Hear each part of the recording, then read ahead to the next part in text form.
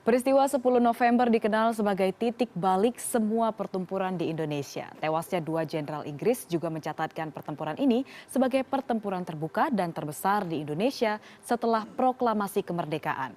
Begitu banyaknya sosok warga Indonesia yang telah mengorbankan jiwa raga dan harta untuk perebutan kemerdekaan. Lantas bagaimanakah nasib mereka sekarang? Kami hadirkan informasinya. Saya Bukhari, asal dari pasukan Puisi Istimewa namanya Koko Besu untuk menghadapi gerakan-gerakan orang luar yang ada di Surabaya. Gerakannya sudah terbatas, pendengarannya sudah berkurang, bicaranya juga sudah tak begitu jelas. Namun dari kilat matanya, semangat 45 masih terpancar.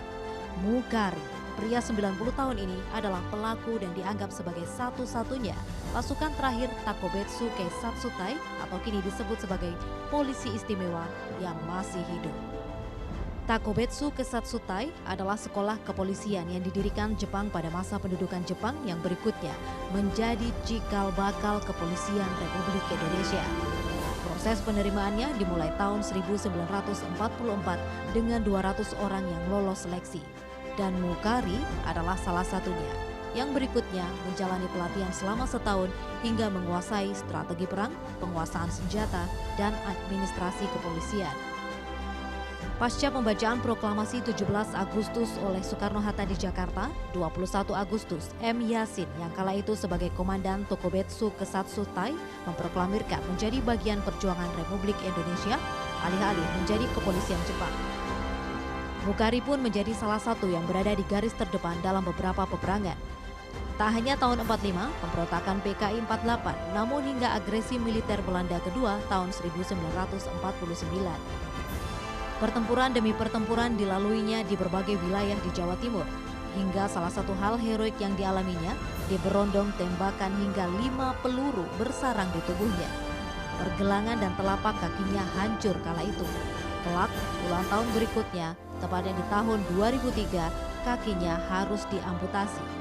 Mukari tak hanya menjadi cacat, namun juga harus terus menahan sakit karena bubuk mesiu dan pecahan proyektil masih tertanam di kakinya lebih dari 50 tahun pasca perang. Dalam kondisi cacat dan menahan sakit, Mukari pun terus mengabdi kepada negara. Pensiun di usia 54 tahun, masa pengabdiannya tak kurang dari 32 tahun dengan pangkat terakhir Kapten Polisi. Kehidupan pasca kemerdekaan pun disyukurinya. Meski menyatakan tak bergelimang harta, Mukari merasa cukup menghidupi 6 anaknya di bawah naungan atap rumah asrama Brimob. Mukari yang telah mengorbankan raga dan harta untuk bangsa ini masih memiliki 2 harapan besar dalam hidupnya: berangkat haji dan mengingatkan kepolisian saat ini.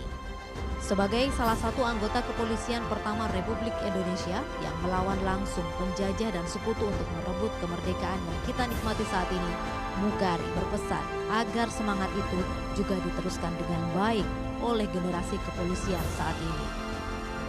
Wida Subianto, Ganjar Wicaksono, Surabaya, Jawa Timur.